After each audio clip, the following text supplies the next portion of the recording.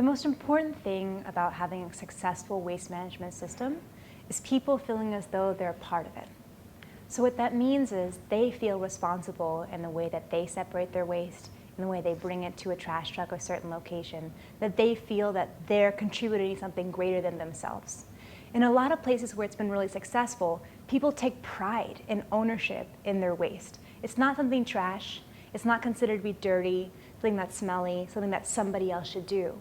But it's more like, I need to do my part for my community, I'm doing my part for my country, and I'm contributing to something better and greater than myself. And in places like Taiwan, where they created their waste management system, it was designed entirely by a group of housewives who were sick and tired of having their kids walk to school through trash, that they decided to get together and do something about it. And this was during the time that Taiwan had transitioned from under 4 decades of martial law to democracy. So now these women had the energy, they had the freedom, they believed that they could really make a difference in their community. So they got together and they created this entire system where you have to separate your organic waste from your recyclables for your burnable trash. And all of a sudden you have these musical trash trucks that come down through the streets and people feeling as though they are part of a system that's greater than themselves. Because the island is small. And in order to make a really big difference, every person realizes that they are part of that system. They're part of making that difference. Similarly, in certain communities in India, we have people who every Saturday for 2 hours, the entire community stops selling things in the market, stops having chai at home. They all come out and they clean the streets together. And there's a sense of pride and ownership in keeping something clean and doing something in the environment and making part that you are something greater than yourself. So what's successful is we transform this notion of waste from something dirty and smelly and gross to something that can be reused, something that they could be a part of, something that's greater than themselves for the environment, their community, and their country. Places where it's failed is where the opposite happens, that you think it's not your responsibility, when you just throw it to the side because somebody else will pick it up, right? And in those instances, that's when you see a lot of waste generate because nobody feels as though they need to or want to do anything about it. But trash is something that comes from the earth. It's a product and a resource that was made from the earth. Likewise, human beings are things that are made from the solar system, from the earth. We're all part of the same system together. It's just the way that we think about it that makes it differently. So success or failure is a matter of perception and mindset.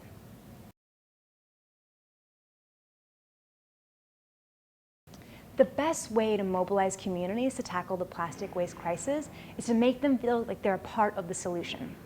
So often you see in a lot of communities this sensation like, well, I can't do anything. The government should be providing me a dustbin. The government should have a waste management infrastructure where trash is taken away from my home or community somewhere else, or dumped into a river that ultimately leads into the ocean. So it's that sensation that somebody else should be doing something, that you are not responsible for it. So if you really want to get people to mobilize and you really want people to be a part of this great issue that they can turn from a problem into a solution, you have to make them feel like they're a part of the solution.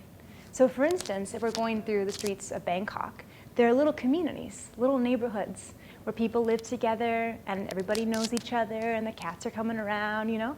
And the thing is, if everybody in that community feels like they're a part of that community, they can contribute to making that community better, then you can really make a difference. So you use trash, you use waste as a catalyzer for people to feel like they can do something for their families, for their neighbors, for their community, and for the world. So that's how you mobilize people, to make them feel as they're part of the decision-making process. It's not the government, it's not industry, but it's getting people to feel like they can be a part of the solution in their day-to-day.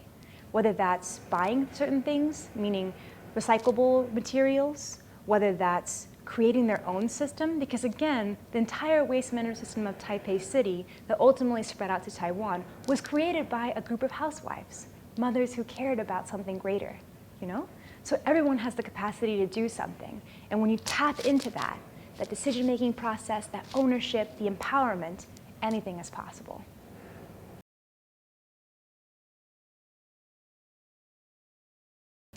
So the circular economy right now is this really big abstract concept of like, oh wow, like reusing materials and like minimizing waste. And it's almost like a very academic concept that day-to-day people are like, well, what does that mean to me?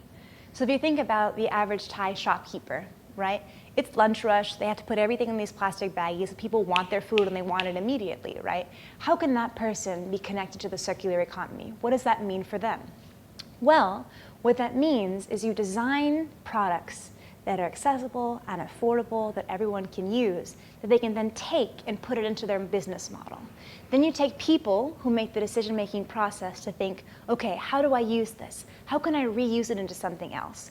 And then you have a third subset of people who are responsible for after it's been used once, who then take it and think to themselves, how can I make something new out of this? What's the capacity to make this plastic water bottle into a shirt, right? So everybody has the opportunity to do something. The reality is, circular economy is not a new idea. The idea of taking something and reusing it for multiple different purposes has been something that this area and region of the world has done for generations. Think about your grandparents or your mom or dad. I'm pretty sure they've reused like a shoe sole for something else, or they take a water bottle and make it into a plant carrier. They're always thinking about ways to do something different with the materials because there weren't a lot of resources in this area, 30, 40, even 20 years ago. So people had to be creative. Now we're just giving a fancy name to things that our family members have done for generations. So how do you spread awareness? You get people to remind themselves of where they came from. What are the traditional values? How did they do things before single-use plastics came into the market and took over? Did you use banana leaves? Did you use tin? All these different aspects that are already ingrained in Thai culture. You don't need to put a fancy term to bring people to the idea. You take the idea to the people to remind them of what they once did and what they have the potential and can do.